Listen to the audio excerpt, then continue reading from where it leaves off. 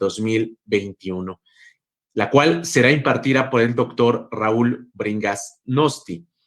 Saludamos con mucho gusto a estudiantes y docentes de nuestra comunidad universitaria, así como a quienes conforman las instituciones, universidades, facultades integrantes de la zona 5 Centro Sur de la ANFECA. Sean todas y todos bienvenidos.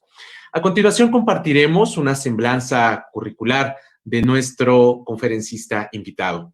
El doctor Raúl Bringas Nosti es profesor investigador de tiempo completo del Departamento de Administración de Negocios Internacionales de la Universidad de las Américas, Puebla. Pertenece al Sistema Nacional de Investigadores y a la American Historical Association. Su especialidad es la relación entre México y Estados Unidos.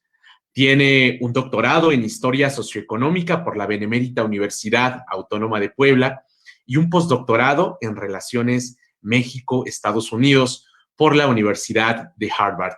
Cuenta con diplomados por Lafayette College y la Universidad de Texas y ha sido becario Fulbright del Departamento de Estado de los Estados Unidos. Por 9 años laboró como ejecutivo en el sector turístico. Como autor único, ha publicado 5 libros con editoriales reconocidas. El más reciente es Historia de los Negocios entre México y Estados Unidos, 1617-2017, publicado en el año 2019. Una obra que elaboró a lo largo de 10 años, basada en alrededor de 3,000 fuentes documentales. El doctor Raúl Bringas Nosti estará impartiendo esta conferencia esta mañana. Invitamos a los participantes a escribir sus preguntas a través del chat para que al término de la participación de nuestro conferencista se pueda llevar a cabo una sesión de preguntas y respuestas. Cedemos el micrófono al doctor Raúl Bringas. Adelante, doctor. Muchas gracias. Buenos días a todos. Muchas gracias, maestro. Antes que nada, quiero agradecer la invitación al doctor Enrique Vázquez Fernández, quien es secretario académico de la Universidad Autónoma de Tlaxcala, también director de la zona 5 de ANFECA. Muchas gracias por la invitación. Muchas gracias a María Guadalupe, le hablo así, porque con ella ya me he contactado tanto que ya somos conocidos, ¿no? Y nos hablamos así de tú. Bueno, la idea es platicarles un poco sobre lo que espera a México. Obviamente nadie es profeta, nadie puede decir lo que va a ocurrir, y menos en cuestiones de economía, pero la idea es decir por dónde pueden ir las cosas basados en algunos conceptos importantes que podemos medir de alguna manera, ¿no? Eso es lo que me pidieron que la plática fuese sobre esto, sobre las perspectivas para la economía mexicana, y me parece un tema pero muy interesante. Bueno, entonces la idea es la siguiente. Para comprender lo que le espera a México en 2021, y un poco más allá, porque vamos a comentar un poquito más allá de 2021, hay que considerar 4 factores fundamentales. Antes de hacer futurología y de hacer profecías, etcétera, 4 factores fundamentales. Miren, primero quiero aclarar una cosa bien importante. Cuando tú haces estas proyecciones, cuando dices lo que va a ocurrir, etcétera, es inevitable que te metas en el debate político, es inevitable. Y como ustedes saben, México está muy dividido ahorita entre gente que apoya al gobierno y gente que lo critica duramente. Yo he creído siempre que mi análisis tiende a ser bastante imparcial. Es algo que me agradecen los alumnos, siempre me lo han dicho, se lo agradecemos porque miren, consta ahí en lo que yo he escrito, consta en las cosas que he escrito. He atacado al gobierno de Calderón, he atacado al gobierno de Peña Nieto y no me gusta el gobierno de AMLO. Entonces, ahí estamos empezando. Mi análisis es imparcial. No creo que un buen analista económico o político deba tener filiación partidista. No lo creo. ¿Por qué? Porque cuando haces el análisis, ya tienes un análisis bastante sesgado. Claro, el sesgo siempre va a ocurrir, por más que lo quieras evitar, pero créanme que voy a decirles algunas cosas positivas del gobierno mexicano, algunas cosas negativas. Y eso aplica a cualquier gobierno. Así es que no se me puede acusar ni de priista, ni de panista, ni de morenista. Afortunadamente los panistas me dicen, no, es que apoyas a AMLO, o los que son amigos de AMLO me dicen, no, es que eres panista o eres priista o prianista. Eso es lo mejor que me puede pasar. Entonces, les hago esta aclaración para que vean que no hay una agenda política en este asunto. Bueno, entonces, para comprender lo que le espera a México en el 2021, un poco más allá, hay que considerar 4 factores. Bueno, el primer factor que hay que considerar: México depende de la economía estadounidense. 80% de nuestras exportaciones se van a Estados Unidos. 80% de nuestros ingresos se van a Estados Unidos. Nuestros ingresos en moneda dura vienen de Estados Unidos. Entonces, obviamente dependemos de la economía de Estados Unidos. Como ustedes bien lo saben, como muchos están conscientes de ello, el 1 de enero del 94, cuando entró en vigor el Tratado de Libre Comercio de Norteamérica, la relación entre México y Estados Unidos, la relación económica, se potenció. Ya estábamos integrados a la economía gringa. Hemos estado integrados a la economía gringa desde el Porfiriato, cuando el 72% de nuestras exportaciones se iban a Estados Unidos. Entonces ya estamos integrados desde entonces. Pero el Tratado de Libre Comercio nos integró aún más, y además integró a un tercer país, Canadá. Bueno, más bien México se integró a un tratado que Canadá y Estados Unidos ya tenían tiempo atrás, 4 años atrás, y de ahí surgió esta región de libre comercio de Norteamérica. Bueno, para que se comprenda lo que nos espera en un futuro, vamos a ver lo que ocurrió en el pasado reciente. Hace unos años, en el 2015, había mucha gente en Estados Unidos muy preocupada por lo que estaba ocurriendo. Si ustedes ven esta gráfica, ese es el déficit de Estados Unidos con México. Siempre nosotros los mexicanos tendemos a minimizarnos. No, en términos comerciales le estábamos ganando la guerra a Estados Unidos, pero tremendo.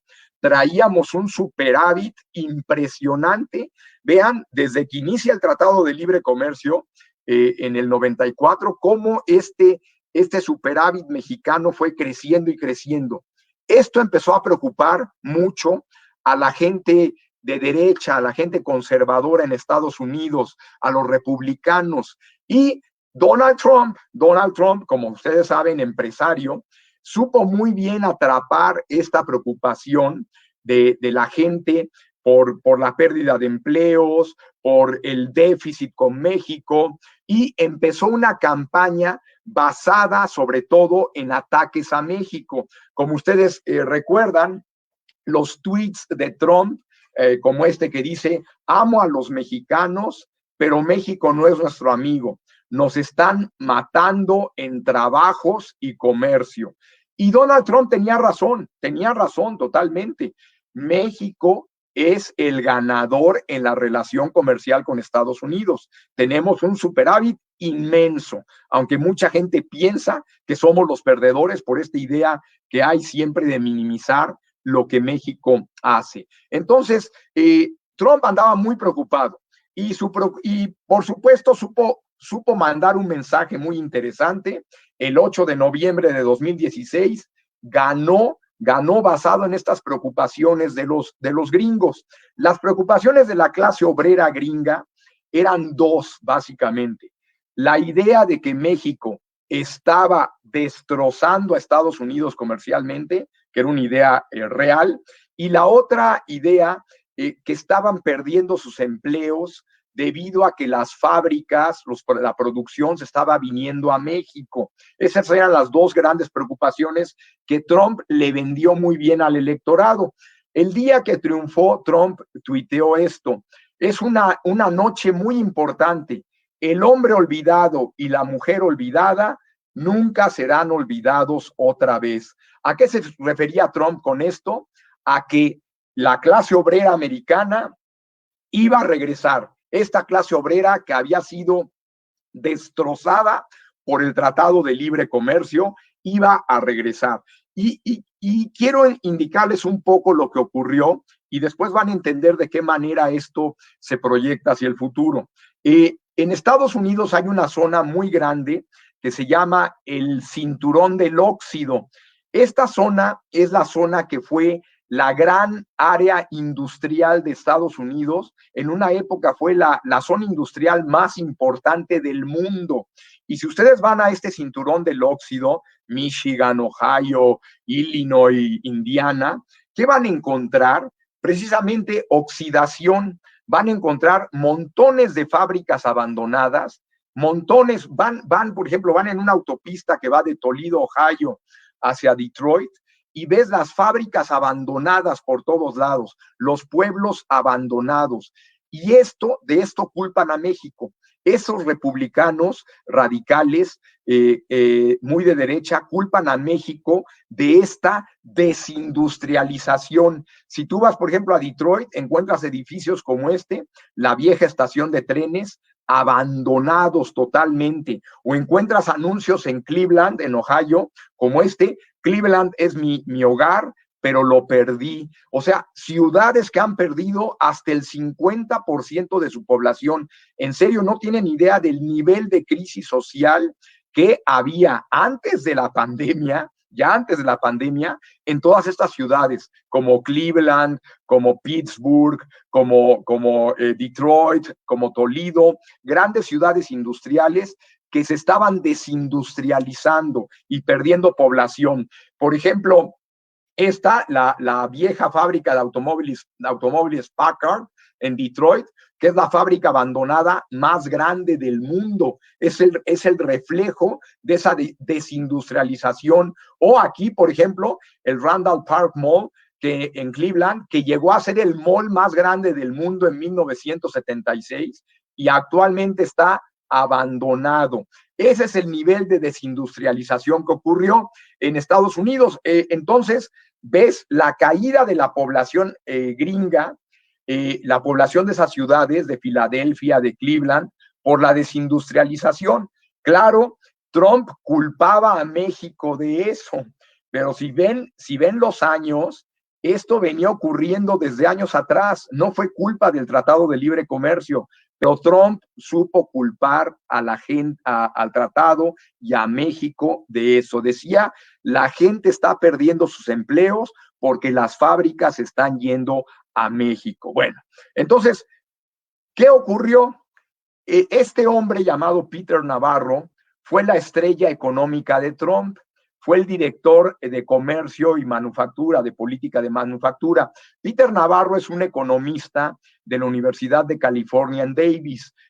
Alguna vez me tocó platicar con él un ratito, tuve esa oportunidad. Y bueno, él después, yo no me hubiera imaginado que iba a volverse el director si no hubiera platicado más tiempo con él, ¿no? Director de comercio y manufactura con Trump. Y él tiene una idea muy sencilla. Para él, lo peor que existe para un país es el déficit comercial. Si hay déficit comercial, tu economía se hunde a largo plazo. Entonces, Peter Navarro, Trump lo escuchaba mucho, lo escuchaba todo el tiempo. Y Peter Navarro le dijo, señor presidente, tenemos que hacer algo. Y lo que tenían que hacer, ahorita se los cuento. Bueno, Trump se fue, generaba mucha incertidumbre. Afortunadamente ya no está. Esto es algo bueno para el 2021, pero regresando a Peter Navarro, el legado sigue, el legado está ahí. Trump ya no está generando incertidumbre, pero se quedó este legado de Peter Navarro de lo malos que son los déficits para la economía de Estados Unidos. Y bueno, y el legado que dejó Trump fue uno bueno, parece increíble. Un hombre como Trump, tan grosero, tan prepotente, dejó un buen legado. ¿Y cuál fue el buen legado que dejó Trump? Esto. Debido a su miedo a los déficits, Trump obligó a México y a Canadá a renegociar el Tratado de Libre Comercio. En México nos vendieron la idea de que la renegociación del tratado era mala. Para nada. El Tratado de Libre Comercio ya estaba viejo, llevaba ya más de 20 años sin renovarse, no tenía cuestiones de comercio electrónico, tenía muchos problemas, era un tratado de la década del 90 sin renovación que necesitaba meter muchas cosas nuevas. Entonces, un hombre negativo como Trump nos dejó un muy buen legado, que fue renegociar el tratado. Entonces, ¿por qué partí de todos estos antecedentes? Para que comprendan una cosa. Gracias a esta fijación de Trump con los déficits comerciales y con la desindustrialización, gracias a esta fijación de Trump, se renegoció un tratado. Y gracias a que Trump era un individuo prepotente, logró que Canadá y México se sentaran a renegociar. Bueno, entonces hay un buen legado y este legado va a ser muy importante para 2021, 2022, 2023, que es el nuevo Tratado de Libre Comercio, el TEMEC. Bueno, ahí está el momento, que me encanta esa foto, en que la administración priista y los individuos de la nueva administración morenista, los dos van a saludar a Trump cuando ya el tratado quedó renegociado. Cuando ya el tratado quedó renegociado, ¿qué quiere decir? Que va a haber una continuidad. La nueva administración mexicana, la de Morena, acepta que el tratado es necesario, pues porque México vivimos de Estados Unidos. Prácticamente gran parte de nuestro desayuno nos lo dio Estados Unidos hoy, gran parte de nuestro sueldo, etcétera. ¿Por qué? Porque el 80% de nuestros ingresos, repito una vez, en moneda dura, vienen de Estados Unidos. Entonces es muy importante para nosotros este tratado y así lo aceptó tanto la nueva administración como la anterior administración, que es la que renegoció el tratado. Bueno, entonces el nuevo tratado en Estados Unidos se llama USMCA, le cambiaron de nombre, y en México TEMEC. Bueno, ¿por qué le cambiaron de nombre? En realidad, el Tratado de Libre Comercio es lo mismo que el anterior, que el NAFTA o el TELECAN. Le cambiaron de nombre porque fue un tratado que impulsó el presidente Bush padre, después impulsó Clinton, y Bush y Clinton son enemigos políticos a morir de Trump. Y como Trump es un individuo con muchas cosas ahí psicológicas, Trump no quería que el tratado tuviera ese nombre. Se había propuesto que se llamara el nuevo NAFTA, se había propuesto que se llamara NAFTA 2.0, pero no, Trump quería un nombre nuevo porque no quería nada que recordara a los Bush y a los Clinton. Así piensa Trump. Entonces, pero el nuevo tratado, a fin de cuentas, el USMCA, es el NAFTA, es decir, el TELECAN, para usar la palabra en español, el TELECAN, que ahora es TEMEC, es el mismo tratado con algunos pequeños cambios. El mismo tratado, claro, pequeños, pero muy importantes. No podemos aquí comentar, porque no es el tema de la presentación, no vamos a comentar las diferencias entre los dos tratados. De hecho, mañana tengo una presentación con la Cámara de Comercio de Matamoros y ahí sí vamos a platicar cómo son la diferencia entre los dos tratados. Pero aquí lo que quiero que quede claro para las perspectivas de 2021 es que el nuevo tratado usa al NAFTA como base y tiene algunas cosas adicionales, como por ejemplo comercio electrónico, amplía los plazos para el vencimiento de los derechos de autor y de la propiedad intelectual, aumenta el contenido norteamericano de las manufacturas, o sea, varias cosas que van a ser muy buenas para integrar más a México, Estados Unidos y Canadá. Entonces, ¿fue buena idea renegociar el tratado? Por supuesto que sí, lo modernizó. Entonces, hay que tomar en cuenta esto.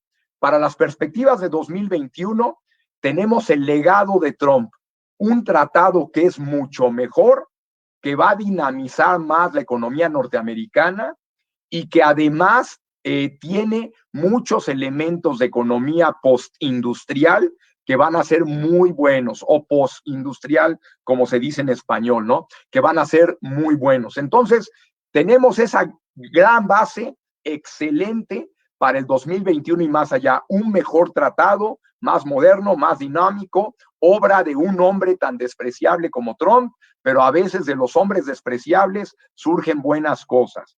Entonces, ese es el primer elemento. Les dije, van a ser 4.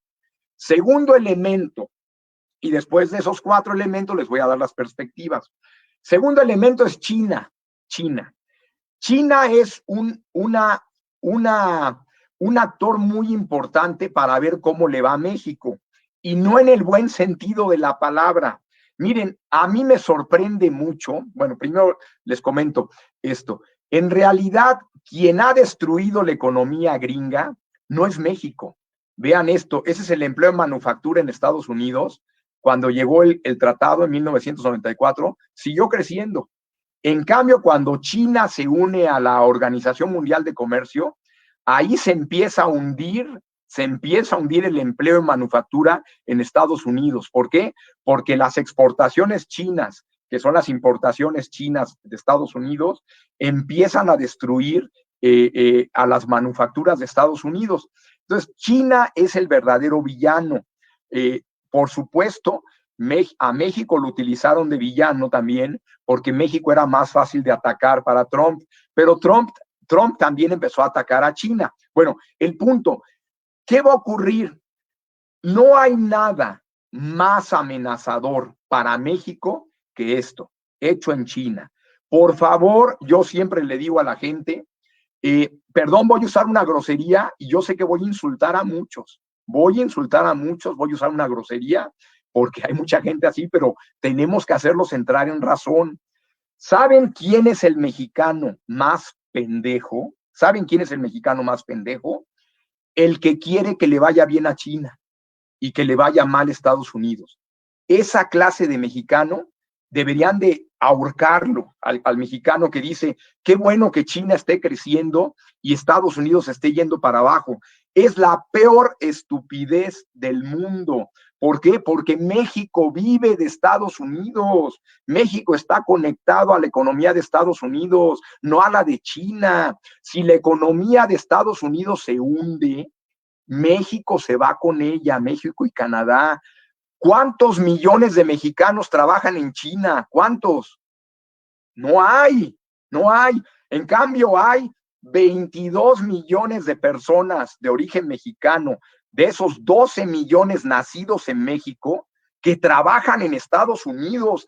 Tienes que estar loco, enfermo, para ponerte contento que a China le vaya bien en detrimento de Estados Unidos. No le conviene a México. Por supuesto, si tú eres un país como Malasia o Indonesia, estos 2 países, la mayoría de sus exportaciones van a China, por supuesto que Malasia e Indonesia están contentos de que le vaya mejor a China que a Estados Unidos, pero no a México, que México es parte de la órbita económica de Estados Unidos. Entonces, cómo le vaya a México depende mucho de cómo le vaya a China. Hay un juego de suma cero. Cuando le va mal a China, le va bien a México. Y cuando le va bien a México, le va mal a China. Ahorita les pongo ejemplos. Bueno, el punto es, ¿qué hizo Trump? Como Trump se dio cuenta que China estaba afectando mucho la manufactura gringa, ¿qué hizo Trump? Puso aranceles, aquí ven la línea, cuando empiezan los aranceles, para golpear a China. Pero ¿qué ha ocurrido? A pesar de los aranceles, los impuestos que se le pusieron a los productos chinos, los chinos siguieron siendo competitivos. Y siempre, en toda gráfica, solamente en México no se da cuenta la gente de esto, es increíble. En toda gráfica gringa, siempre ponen China y México, fíjense, porque son los 2 competidores. China y México compiten en los mismos productos por el mercado de Estados Unidos. Entonces, al ponerle los aranceles a los productos chinos, al ponerle los aranceles, no bajaron no subieron los precios de los productos chinos, siguieron siendo muy competitivos. Lo que sí ocurrió es lo siguiente, vean lo que logró Trump. Logró golpear las importaciones que hacía de China, logró golpearlas, y eso fue ganancia para México. Ahí están viendo a México, uno de los ganadores, con 6.4%. Por supuesto, Vietnam fue un gran ganador. Cuando golpeas a China, a Vietnam le va bien, porque Vietnam también vende casi lo mismo que China a Estados Unidos. Entonces, gracias a que Trump empezó a golpear a China, México en marzo de 2019, México derrotó a China como el país con mayor participación en el mercado de Estados Unidos. Ahí ven, era China el que tenía mayor participación. China tenía el 15%, México el 14%, ahora México tiene el 15%, China el 14%. Bueno, y se ha estado revirtiendo eso. Hay un pleito, hay una lucha entre México y China por el mercado de Estados Unidos. Entonces, la lucha es México contra China. Esa la entienden perfectamente cualquier economista con cierta capacidad para el dato, entiende perfectamente que México es rival de China. México es rival de China, es nuestro gran rival. Y México tiene algunas ventajas en Estados Unidos sobre China. Hay varios estudios como este. ¿Por qué México tiene ventajas sobre China en Estados Unidos? La más importante, por supuesto, es esta, la cercanía. México tiene que aprovechar la cercanía a Estados Unidos. Por ejemplo, ahí hay una idea de cuánto tarda desde Tijuana un producto para distribuirse en Estados Unidos, ya sea por camión o por avión. Entonces, México tiene esta gran ventaja sobre China. ¿De qué va a depender que a México le vaya en el 2020, bien en el 2021? Va a depender de este hombre, de Biden, el nuevo presidente. Ruego al cielo, aunque no soy religioso, pero ruego al cielo que Biden siga confrontando a China. Pido que Biden siga confrontando a China, y parece que lo va a hacer. ¿Por qué?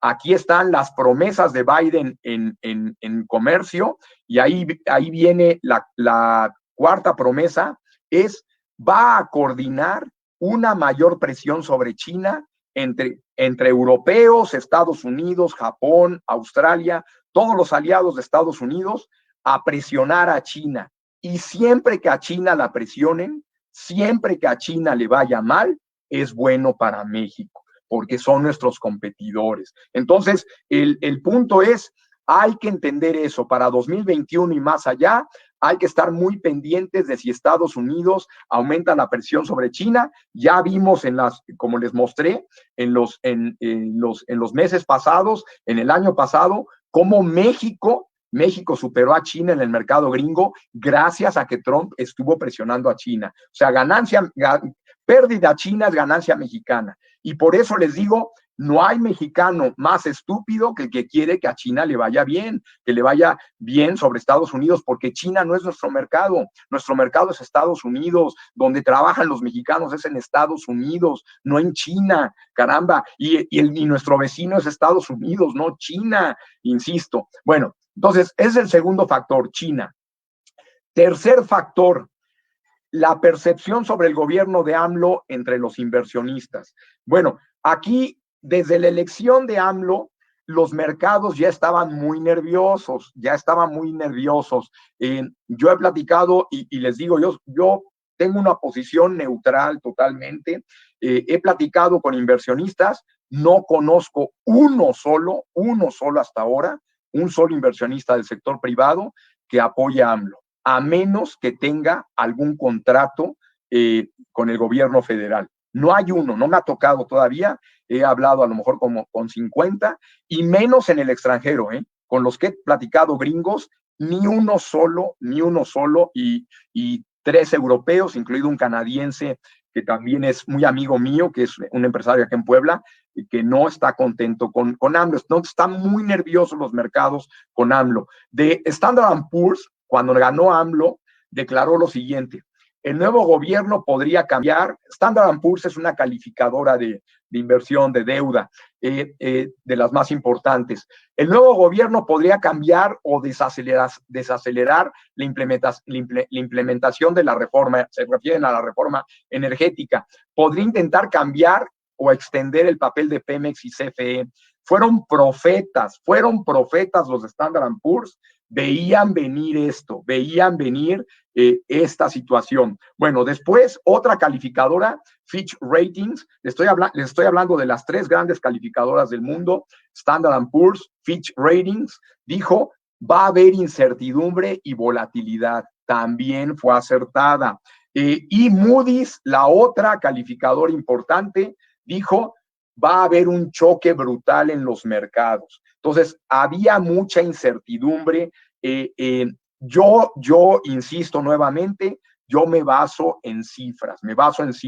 Entonces, la economía mexicana ya venía mal en 2019, debido a que AMLO no daba confianza al inversionista, no daba confianza a la iniciativa privada, y México básicamente vive de la iniciativa privada. Las empresas generan la mayor parte de los empleos en México, las empresas generan el crecimiento del PIB, las empresas son prácticamente las grandes exportadoras, las empresas privadas, las grandes exportadoras de México. Entonces, la economía mexicana ya venía mal en 2019, antes de la pandemia. De hecho, aquí están las cifras.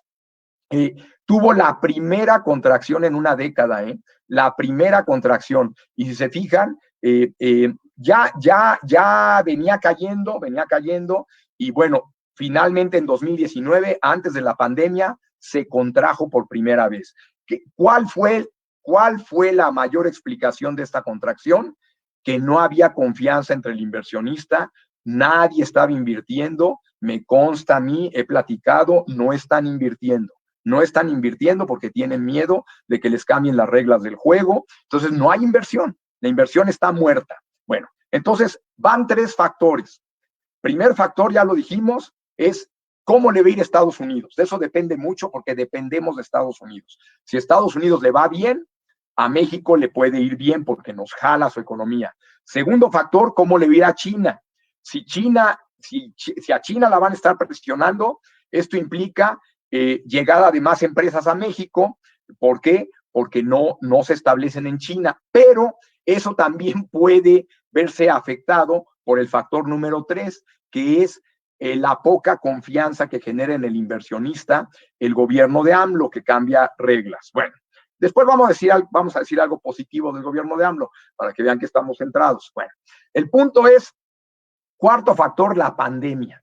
Ese es el gran factor para definir lo que va a ocurrir en 2021, ¿sí? Bueno, entonces llevamos 3 factores para definir el 2021, ya les dije cómo se va a comportar la economía de Estados Unidos, qué va a pasar con China, y tercero, la percepción sobre el gobierno de AMLO. Si continúa siendo mala la percepción, se va a seguir hundiendo la inversión. Bueno, la pandemia.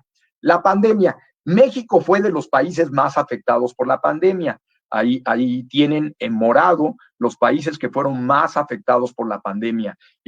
Por supuesto, los países latinoamericanos, Estados Unidos, indudablemente, y algunos países europeos, los más afectados por la pandemia. La economía mexicana se contrajo entre 8 y 10% en 2020. La mayor contracción desde la Revolución Mexicana. La contracción de entre 8 y 10%. Depende con quién hables, te van a decir del 8, del 10. Hay gente que también le exagera y dice, ya ven estos de Frena, que son gente muy, muy radical de derecha, te dicen, no, fue del 13%, 14%. No le exageres, mano, tampoco. Entonces, entre 8 y 10% fue la contracción. ¿Cómo se contrajo México? ¿En qué rubros? Miren, México vive de 5 cosas. Vivimos de 5 cosas, básicamente. 5 sectores son los que nos dan de comer. 5 sectores son los que nos dan de comer. ¿Cuáles son los sectores que nos dan de comer? Vamos a verlos. Turismo. Turismo es uno de los sectores que nos da de comer.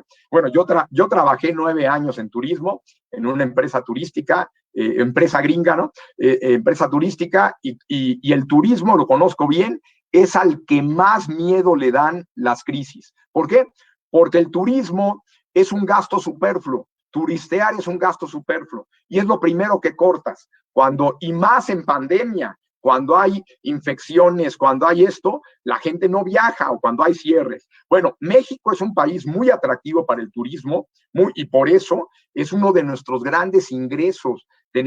Ingresamos mucho dinero por turismo. De hecho, México es uno de los países, cuando se hacían estos cálculos de los empleos que se iban a perder por la pandemia, México iba a ser el más afectado. Ahí cuando les aparece las Américas, que es 10 millones de empleos en juego, de esos 10 millones de empleos en juego, 5 millones correspondían a México, porque somos la potencia turística de América Latina. De hecho, México no solo es la potencia turística de América Latina, México es el 7º país más visitado del mundo. El 7º país más visitado del mundo, aquí lo ven, en una tabla de 10 años, desde el 99 hasta el 2019, una tabla de antes de la pandemia, el 7º país más visitado. ¿Y por qué? Pues somos una maravilla. Tenemos ciudades coloniales, playas, ruinas prehispánicas,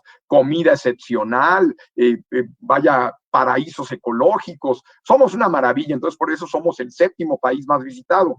Pues cuando eres tan exitoso en turismo y viene una pandemia, te derrumbas terriblemente. Y eso le pasó a México. Entonces, México perdió mucho dinero por la pandemia en turismo. Y ya les dije, son 5 cosas que nos dan de comer a los mexicanos. 5 cosas. Turismo es una de ellas, básicamente turismo gringo, que es el que vivimos, es el turismo que más gasta, es el que nos conviene. Pero bueno, algo que hizo bien el gobierno de AMLO, algo que hizo muy bien, es lo siguiente.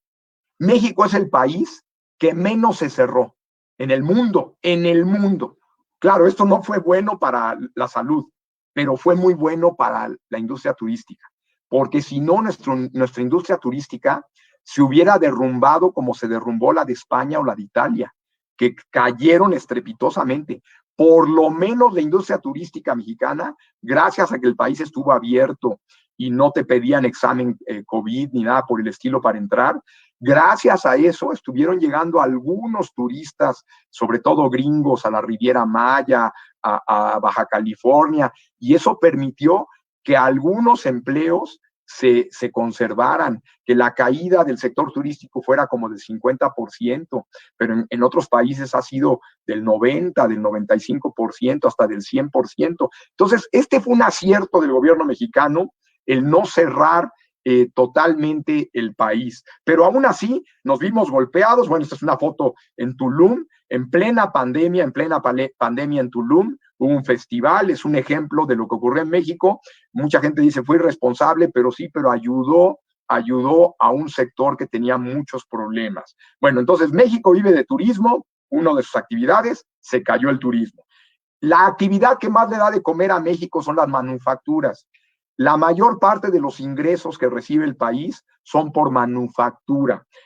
Básicamente, maquiladoras, la industria maquiladora es la que más dinero mete a México, gracias a las exportaciones, fundamentalmente Estados Unidos. Bueno, maquiladoras por todos lados, ¿no? Estas son fotos de la frontera. Y las maquiladoras producen de todo, ¿no? Producen televisores, producen todo prácticamente. Y si tú ves, por ejemplo, un refrigerador en Estados Unidos, es muy probable que abajo del refrigerador diga hecho en México. Somos un gran país manufacturero, en esto somos grandes rivales de China, es nuestro enemigo a morir China. Cuando yo veo unas noticias y hay un temblor en China y se cayeron unas fábricas, me pongo contento. ¿Por qué? Porque eso es bueno para México. Son buenas noticias para México. Lo que más exporta México son coches, automóviles, vehículos y autopartes. Es lo que más exporta México. ¿Cuáles son las 3 mayores maquiladoras de México? Las 3 grandes empresas maquiladoras de México son General Motors, Ford y Chrysler, las 3 más grandes. Le meten un dinero tremendo a México. Claro, después hay repatriación de capitales, etcétera, pero no importa, meten mucho dinero, la balanza anda bien y generan mucho empleo. Pero ¿qué ocurre? Grandes monstruos, grandes fábricas como estas que están viendo acá. ¿Qué ocurre? Esto. En 2020 se cayeron las ventas de autos en Estados Unidos. También México se vio muy golpeado. Entonces ya vemos dos golpes terribles para México en dos de nuestros sectores fundamentales, turismo y manufacturas, dos golpes terribles. Otro sector que nos mete mucho dinero, el tercero, la minería. Por tradición, México ha sido un país minero desde que éramos la potencia colonial, cuando los tiempos de dependencia en la corona española, ¿no? México siempre ha sido un gran productor de plata, somos el primer productor de plata por mucho en el mundo, pero también la minería se cayó, también la minería se cayó. ¿Cuánto se cayó la minería? No tanto, se cayó un 2.3%, este es un cálculo mío, que hice basado en las diversas exportaciones mineras, 2.3% en 2020. No fue tan fuerte, pero fue una caída. ¿Por qué no fue tan fuerte? Porque afortunadamente, ¿saben qué exporta mucho México? México exporta mucho oro, mucho oro. Y en tiempos de pandemia, en tiempos de incertidumbre, una de las opciones para cuidar tu dinero es el oro. Una de las opciones para no perder mucho es el oro. Entonces el oro subió de valor y esto ayudó a México. Esto ayudó a México. Entonces por eso la minería mexicana solo se cayó 2.3%, pero aún así se cayó. Entonces 3 de las actividades que nos dan de comer se cayeron. Ya vimos turismo que se derrumbó terriblemente, como 50% o más, manufacturas que también se derrumbaron y minería. Petróleo es la cuarta que nos da de comer. Petróleo. A nada le fue tan mal como al petróleo. Como ustedes saben, el petróleo incluso llegó a estar en precio negativo. ¿Qué quiere decir? Que era mejor que lo regalaras. Era mejor regalarlo que venderlo. Te costaba más producirlo que venderlo. Entonces, terrible lo del petróleo, perdimos mucho dinero ahí. Entonces, 4 actividades que nos dan de comer, las 4 negativas. La única que nos salvó es la quinta actividad, el quinto ingreso del país. ¿Cuál es? El quinto ingreso del país son las remesas. Las remesas. O sea, no es en este orden, no lo estamos viendo en el orden es manufacturas, a veces es minería, turismo, remesas, a veces remesas es el segundo, a veces remesas es el tercero, petróleo es el quinto. En ese orden van lo que más nos mete dinero. Las remesas, como ustedes saben, hay toda una industria en Estados Unidos de remesas para México, un montón de empresas, estas las que ven aquí, Western Union, Zoom, etcétera, que mandan dinero para México. México es el tercer país del mundo que más remesas envía. El tercer país del mundo que más remesas envía, después de India y China, que tienen a muchos de sus ciudadanos fuera de la India y fuera de China. México es el tercer país del mundo. Pero si consideramos solo Estados Unidos,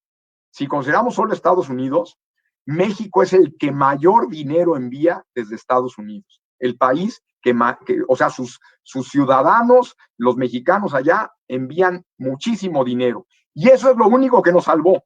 Lo único que nos salvó, vean, qué heroicos los mexicanos en Estados Unidos. Ese es el corte de fin de año, el corte de fin de año 2020. Ahí está, casi 30,000 millones de dólares mandaron los mexicanos en plena pandemia.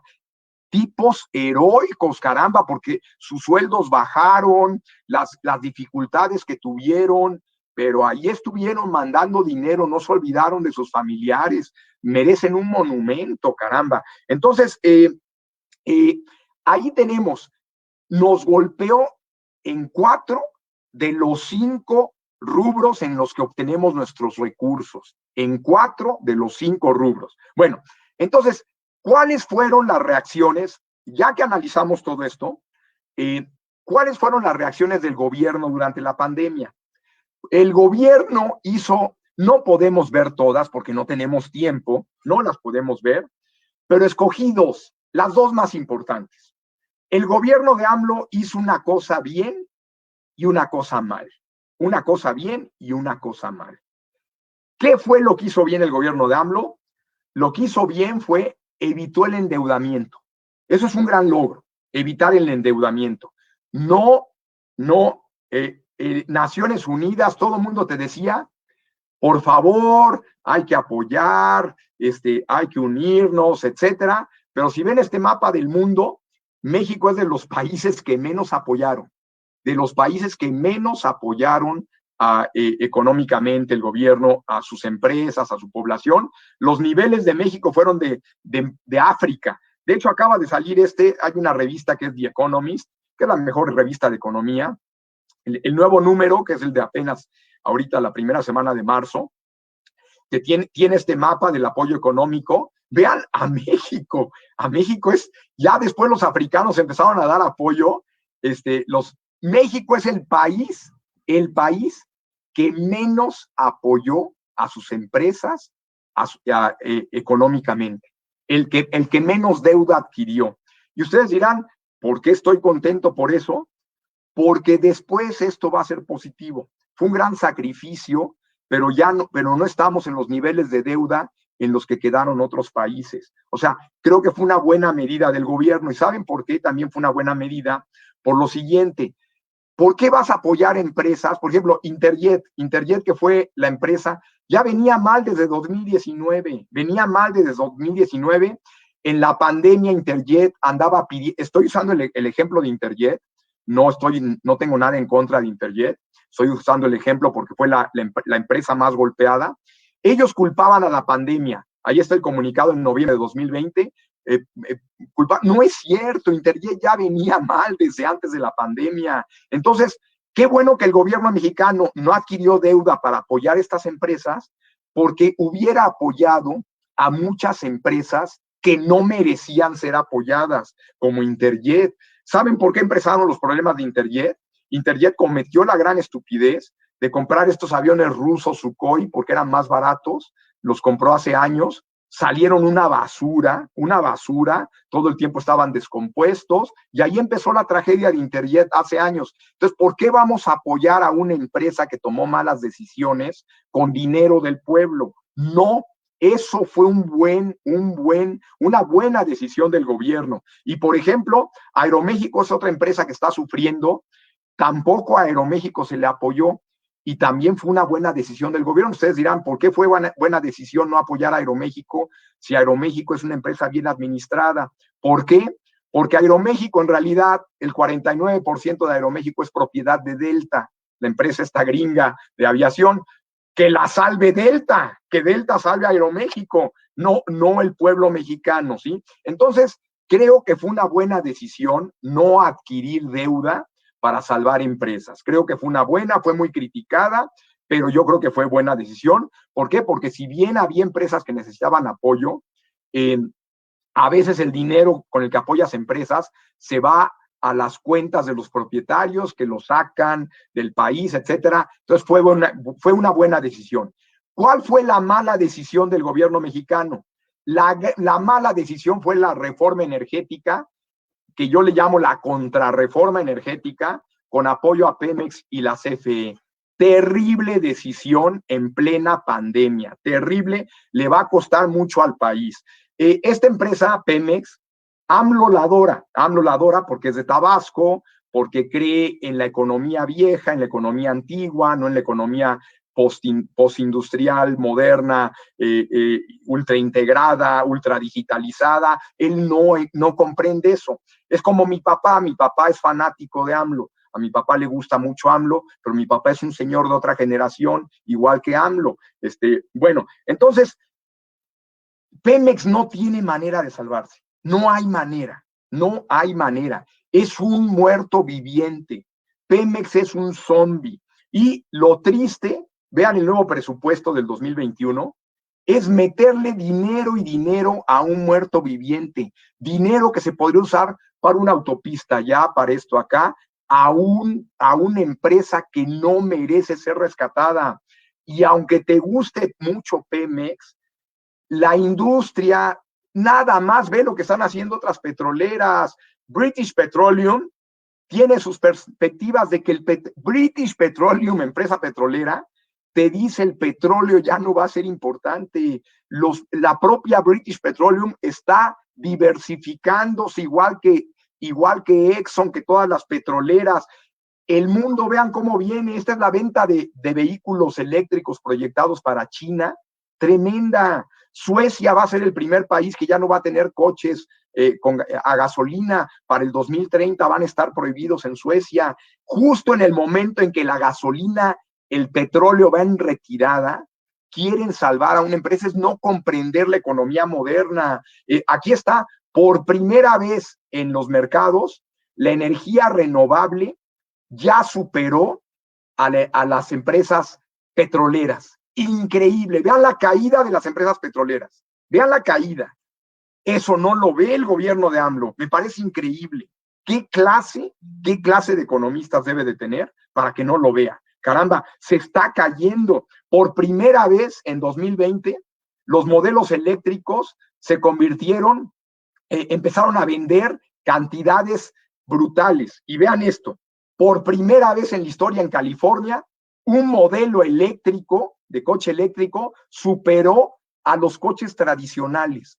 Este es el futuro. El futuro es menos consumo de energía fósil. El futuro es ese. El futuro también, hablando de Pemex y ahora de la CFE, el futuro son estos, energías renovables. Hubo grandes avances en México, o por ejemplo, ahí están las centrales solares que se construyeron en México gracias a la anterior reforma eléctrica. Creo que la reforma eléctrica es un paso atrás, terrible, un retroceso. La reforma eléctrica energética en general, Pemex, CFE, es un retroceso de 50 años. Está haciendo México exactamente lo contrario de lo que están haciendo todos los países importantes del mundo. Exactamente. O sea, si tú ves una flecha, todos van en esta dirección. El único país que entró en la dirección contraria es México. Eso debe de ser un error. No creo que sea un acierto. Cuando todos van hacia un lado, vaya, los países desarrollados, todos, y tú vas en el sentido contrario, algo estás haciendo mal, pero no lo comprenden. Entonces, ahí les dije, un acierto durante la pandemia, que fue el no contratar deuda, un gran error, que es esta reforma energética terrible. Lo van a ver en sus recibos, cómo les va a costar más la energía, a menos que lo subsidien. Bueno, y para terminar entonces, basado en todo esto, para terminar la plática, ¿cuáles son las perspectivas? Ya vieron todos los elementos que van a jugar, todos los elementos. La reforma energética que genera incertidumbre entre los empresarios, el que México no haya adquirido deuda, que es algo bueno. Ya vieron, ahí hay cosas positivas y negativas. Les digo, aquí no hay ni PRIAN ni Morena. Cuate que tenga, insisto, cuate que tenga simpatías políticas no puede hacer un buen análisis, porque tiene una venda en los ojos. Ya critica a Morena o critica al PRIAN. Bueno, entonces, ¿cuánto crecerá México? Perspectivas, ¿cuánto crecerá en 2021? Basado en todo eso, aquí están las AMLO dice que 5%. AMLO dice que 5%. Sería muy bueno, un 5%, aunque venimos de muy abajo. Venimos de una caída de más o menos 9%. Fitch dice que vamos a crecer 3.5%. Fitch, que es, estas, a cada rato están cambiando los números. Esos son los más recientes. Estos los acabo, son los de hace 48 horas. Los de hace 48 horas los chequé con Fitch. En economía, información de la semana pasada no sirve. En economía. Entonces, Fitch, que es una calificadora, piensa que 3.5%. Voy a ir de abajo para arriba. Banco de México, 3.7%. Banco de México la había tenido en 3.4 o 3.5, la subió a 3.7. El Fondo Monetario Internacional, 4.3, vean, eso se acerca a lo que piensa AMLO. Moody's, que es calificadora, vean qué buena noticia. Moody's dice que 5.5%. Vaya, ojalá. Y termino diciéndoles lo siguiente. ¿Qué pienso yo? No sé. ¿Por qué? Porque todas estas posibilidades dependen de muchas cosas que ya acabamos de ver. Que la economía de Estados Unidos se recupere, que sigan los ataques a China, que siga la tensión con China. Depende también de cómo perciben los inversionistas a AMLO, si van a traer inversión o no, o de la pandemia, de si las vacunas son efectivas, si no surgen nuevas variantes del coronavirus, que no las podamos combatir. depende de mucho. Nunca antes en la historia había sido tan difícil proyectar crecimiento. Por eso estas cifras tan diferentes, tan variantes, nunca antes para los economistas había sido tan difícil proyectarlo, porque hay muchas cosas en juego, sobre todo el coronavirus, la manera en que lo atacamos, si se abre la industria turística mexicana, si empiezan a lanzarse las manufacturas, si la minería se recupera, si las remesas siguen llegando, a lo mejor México crece bien. Pero el gran problema es que si se sigue apoyando a Pemex, quienes van a sufrir son sus hijos. Es un montón de dinero tirado a la basura, en Dos Bocas, en todos lados, cuando la economía del mundo va en otra dirección. No me lo crean a mí, tomen cualquier indicador, vean cualquier análisis, todos los países de la OCDE, 30 y tantos países, todos van en una dirección, excepto México. Bueno, entonces ahí vieron cosas positivas, cosas negativas, y ahí está. Muchas gracias a todos y esperamos sus preguntas. Yo no estoy viendo el chat, así es que me las van a filtrar porque no lo veo. Gracias a todos.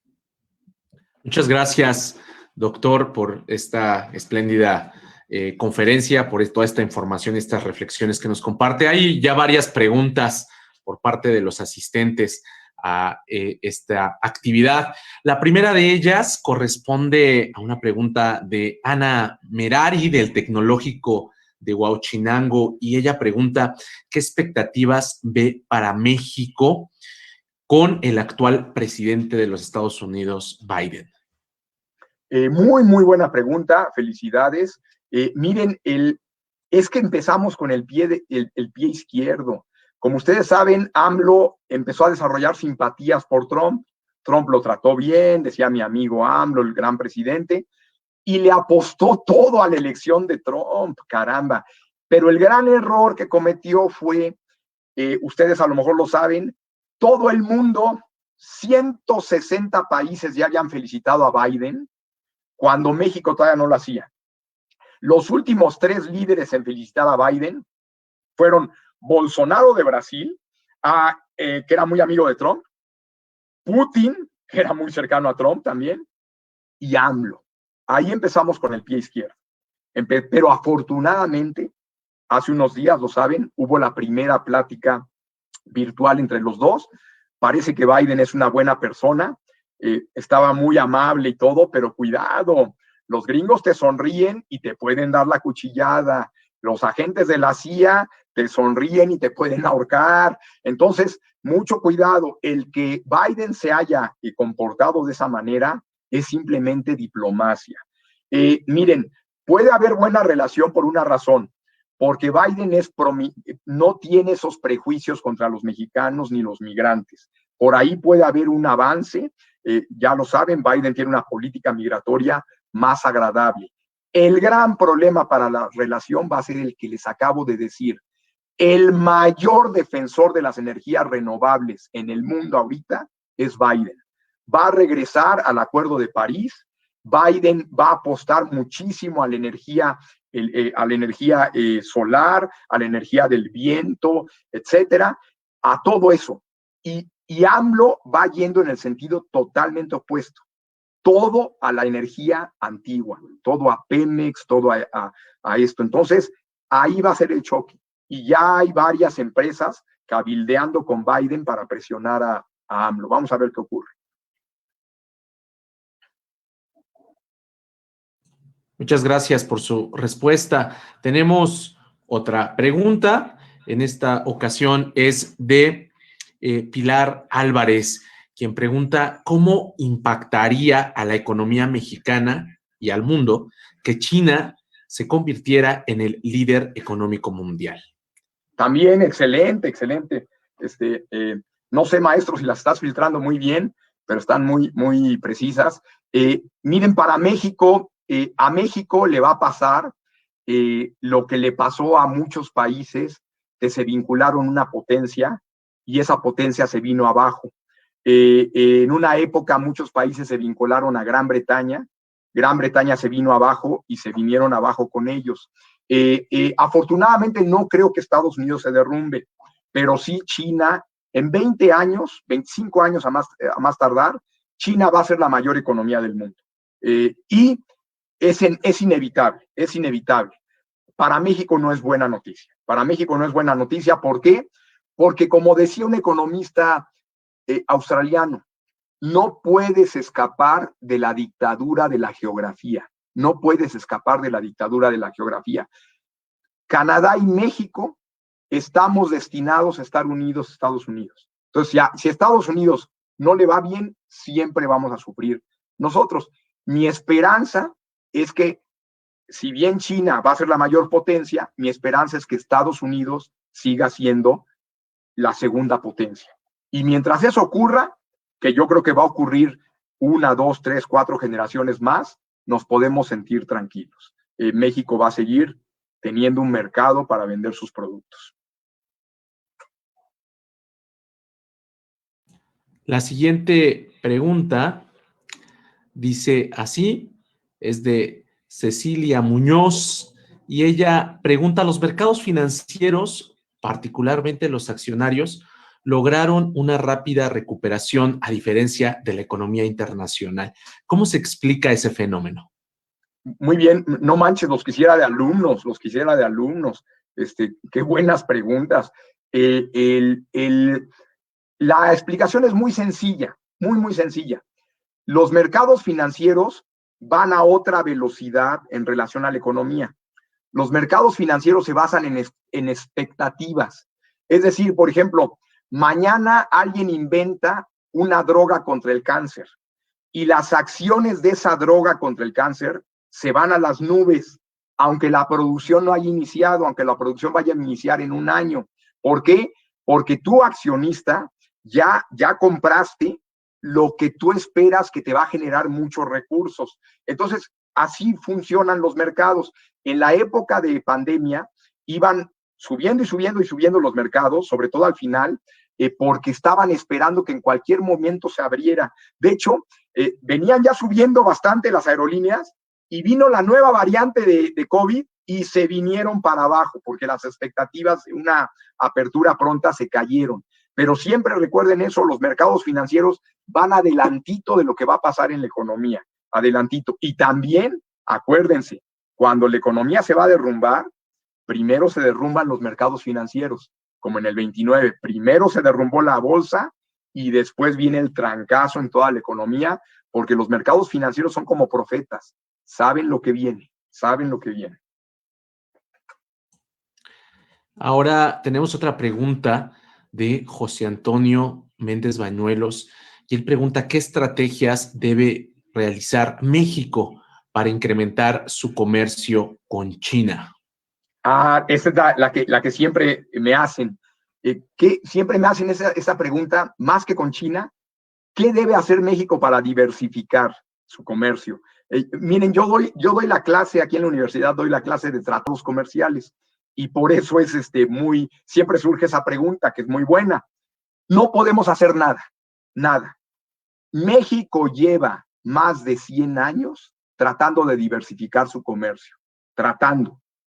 Y siempre que lo ha intentado, ha perdido. Lázaro Cárdenas, que era un presidente populista, nacionalista, no le gustaba esta dependencia en Estados Unidos. Intentó diversificar y al final de su presidencia, México dependía todavía más de la economía de Estados Unidos. Es imposible, es imposible. Ustedes dirán, ¿por qué México tiene tantos tratados comerciales con el resto del mundo? Porque tratamos de diversificar, pero no podemos. Mira, si tú lo ves desde la perspectiva del empresario, te sale bien barato colocar productos en Estados Unidos. Tienes aquí la frontera, tienes la logística, una logística bien sencilla, tienes la proximidad. No hay manera, México, que produce lo mismo que Malasia o Indonesia, no hay manera que México pueda meterse al mercado chino cuando Malasia e Indonesia están ahí. Es como si Turquía quisiera meterse al mercado gringo, Turquía, que produce lo mismo que México, quisiera meterse al mercado gringo. No nos gana porque tenemos la cercanía. Es decir, por más que le intentes, y te lo garantizo que me caiga un rayo ahorita, es un discurso muy bonito del gobierno o de algunos profesores. Hay que diversificar, hay todo. Dime cómo, no hay manera. No hay manera. La cercanía, además no es cualquier cercanía, no es cercanía con Mozambique, es cercanía con el mejor mercado del mundo, con el que además tenemos un tratado de libre comercio. No, jamás va a haber mejores condiciones para productores mexicanos que las que encuentras aquí al lado. O sea, no hay manera de diversificar.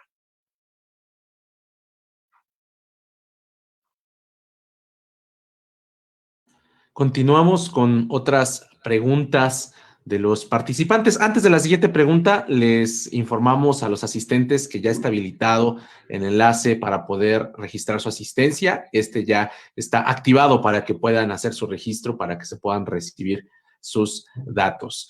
Estimado doctor, tenemos otra pregunta de Janet Bonilla García, que ella comenta: las políticas del gobierno actual en México son de austeridad. En ese contexto, ¿cómo generar crecimiento económico si no se invierte? Sí, es también un dilema, un dilema. Dicen que la austeridad te puede matar y te puede salvar al mismo tiempo. Si logra, la austeridad no es buena cuando andas en terribles problemas como ahorita.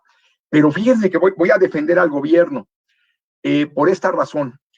No sé si es intencional, no creo que sea intencional, pero les va a salir bien la jugada.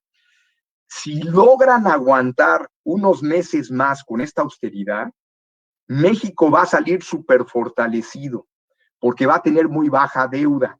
Ustedes me dirán, oye, pero la gente está sufriendo mucho. Yo no sé si lo planeó el gobierno, repito nuevamente, pero les va a salir bien. El mayor paquete de rescate del mundo lo tenemos aquí al norte. Ese paquete de rescate va a jalar a la economía mexicana. Todo lo que le está inyectando el gobierno de Biden y de Trump, que inyectaron a la economía, va a jalar a la economía mexicana sin que México tenga que invertirle tanto. Entonces, si nos pegamos ese paquete de rescate, que va a ocurrir porque estamos pegados a la economía americana, a lo mejor podemos brincarla sin habernos endeudado tanto como se endeudaron otros. Es una apuesta muy riesgosa, porque en el camino sufre mucha gente, pero vamos a salir fortalecidos. Entonces, yo creo que tomaron un gran riesgo de austeridad y creo que si las vacunas funcionan bien antes de mediados de año, le va a salir muy bien la jugada al gobierno. Le va a salir muy bien la jugada. En ese sentido, hay una pregunta de Carla Oltra, del Instituto Tecnológico Superior, también de Huauchinango, que comenta cuál es su perspectiva en el ámbito económico futuro una vez que los niveles de contagio de COVID cesen. ¿Considera que sea un panorama caótico? No, yo creo que cayeron tanto las economías que va a haber un rebote fuerte. Cuando ya se acabe la amenaza de la pandemia, va a haber un rebote fuerte. No creo que sea caótico, va a entrar con fuerza, pero no creo que México, no creo que México. ¿Por qué?